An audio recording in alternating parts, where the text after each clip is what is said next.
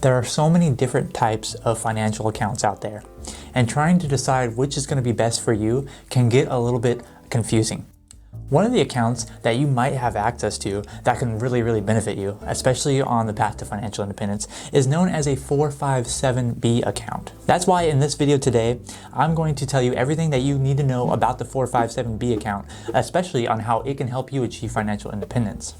We're going to be talking about the who, the what, the when, the where, the why, pretty much everything that you could realistically need to know, at least on the surface level, about the 457. But we're also going to have some really cool little tips in there for you, especially how you can use the 457 on how to maximize its benefits, especially if you want to become financially independent, if you want to retire early. Now, the first thing that we need to talk about is what exactly is the 457B? And very simply put, the 457B is just a type of account. It's a type of tax advantage retirement account, okay? And it can be in the form of a traditional or a Roth version. So just like an individual retirement account, which more people are more familiar with, the 457B can come in forms of the traditional or the Roth version. Now, one thing about the 457 is that it is employer sponsored. Okay, so that means that you have to have it offered through your work. So where you work at has to be through your employer. You can't just go and open a 457 on your own willy-nilly here. Now, who can actually get access to a 457B? Well, typically in pretty much most cases, it's going to be government employees, and it's also going to be some employees that work at nonprofits because it's kind of like their version of a 401k almost. So there's plenty of different versions of 401ks or things that are similar to 401ks, and this just happens to be one of them. A 457B, typically like a government employee that might have access to one, could include firefighters, it can include police officers, it can even include teachers at certain schools. And it also, just depending, different kinds of nonprofit organizations could also offer 457Bs. But typically, if you're going to be working in the private sector, or if you're, self-employed, you're in it for the profit, you're employed for profit, self-employed, you're probably not going to have access to a 457B. But odds are that you probably at least know someone close to you that could potentially have access to a 457B, or maybe even yourself have access to. And that's why this video is important for everyone to get this information. Because the next thing that we're going to talk about is super important, and it is when you can actually contribute to a 457B. Because we all know that different retirement accounts have different rules on when and how you can contribute to them. Before we move on to that, if you're liking this video so far, make sure you give it a like and give it a thumbs up. It really helps me out. I really appreciate that. Thank you so much. But when can you actually contribute to one? Well, you can contribute to one pretty much just like a 401k. Anytime during the calendar year that you can contribute. So if you're going to be contributing, let's say in 2021, anywhere from January to December, you can contribute via your paycheck. You can have it deducted from your paycheck and go into the 457 anytime throughout that calendar year. Now, once the calendar year is over, you can no longer contribute to that 457B, just as if it was a 401k. On the other hand, if it was an individual retirement account, typically you can still contribute to last year's until you file your taxes or the tax deadline, typically April 15th. But since this is an employer-sponsored account, you have to have it deducted from your paycheck.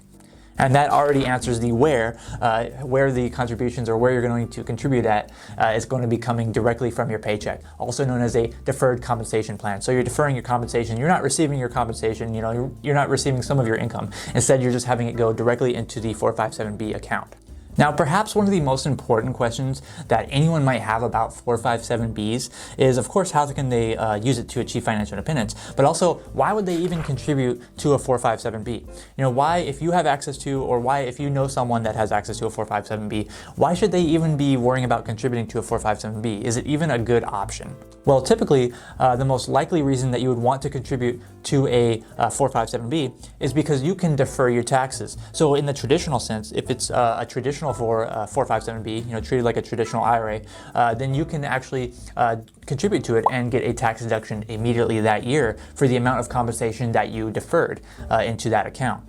Likewise, if it is a Roth version of a 457B, then you're going to be able to make tax-free withdrawals later on, like when you go to need that money for, say like for retirement or whatever, then you can go ahead and contribute to that. You're going to pay taxes on that contribution just like a Roth IRA, but then you can go ahead and withdraw it tax-free, just like any kind of other like Roth IRA or Roth 401k.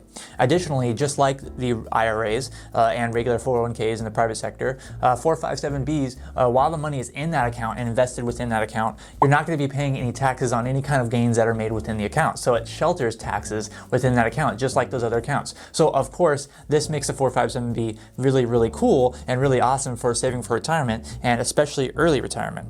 Because the 457B has like this extraordinary like extra feature that most people do not have, if you work in the private sector or if you're self-employed, and that is that there is no early withdrawal penalty like a IRA, like a regular individual retirement account, or like a regular 401k before age 59 and a half. So typically, you're gonna have to wait until, well, unless you know some of the secrets, which I know some of the secrets, so make sure you subscribe to the channel if you want to know more about secrets in early retirement. But otherwise, typically, if you're following the standard path, you're gonna have to wait till 59 and a half if you want to not pay any penalties on your retirement account withdrawals. Now, if you are contributing to a 457B, on the other hand, though, then you do not even have to worry about that, because 457B contributions can be withdrawn before 59 and a half and without any penalty. So this makes them extremely powerful, especially if you're on the path to financial independence, especially if you have some kind of intention of retiring early, or changing your lifestyle around different than what society usually depicts as retirement.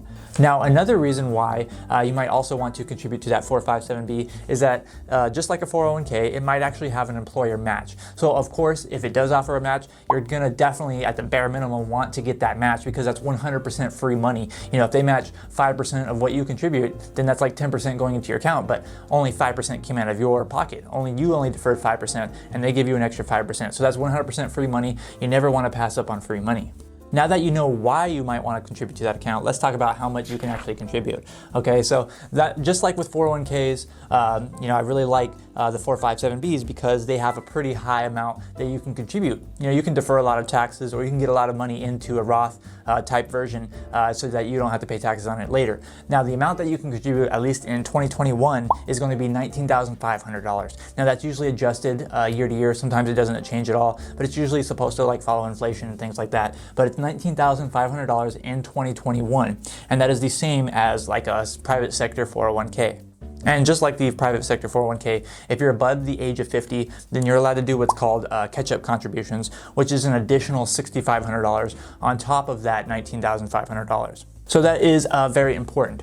Now, there is things that you do need to keep in mind with the 457Bs. So up to this point, it sounds like they're amazing, right? And in theory, they actually are pretty amazing, just like with any other of these retirement accounts, especially employer-sponsored retirement accounts. They can help you build wealth in a really great way.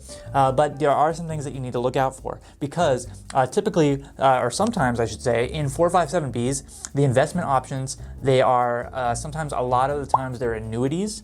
And annuities, you have to be careful with them sometimes, because there can be some pretty bad ones out there, and they can come with some really high fees. So one of the rules of investing, especially smart investing and passive investing, is you don't want to have high fees. So you want to keep your fees low. And if putting money into your 457, if that causes you to pay really high fees, then in some circumstances that's a no-go. You don't want to do that. Additionally, sometimes they do offer mutual funds, which in my opinion at least, is going to be a better option in most circumstances than the annuities themselves. And so if they offer mutual funds, you usually can invest in mutual funds. That's pretty standard to find in 457s. And then of course you also want to look at those fees as well. And if you can find a index fund, a passive index fund, then even better. Me personally, I have never had any luck with having access to a 457, but I definitely have looked them up and done some research on them and tried to see, should I go to work somewhere so that I can get access to a 457? Maybe that you've had a similar situation about that, but this is another big reason that I really want to hint on, or really kind of talk about briefly here, is that with 457Bs, the reason why I still, even though I never had access to one myself, the reason why I still did some pretty good in-depth research on why they're so important is this little secret right here. And that is that if you have access to a 457B,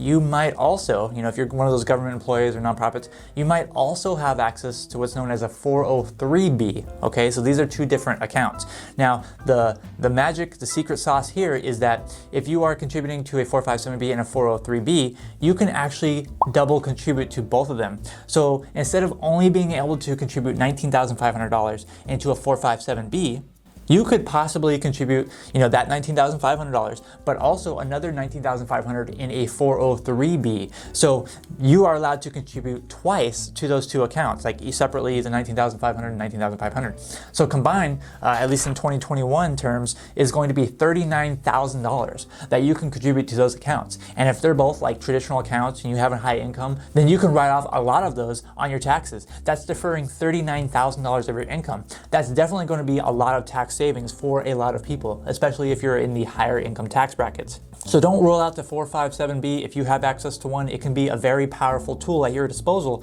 especially if you want to achieve financial independence, because 100% especially because of that little loophole of contributing to both the 457B and the 403B.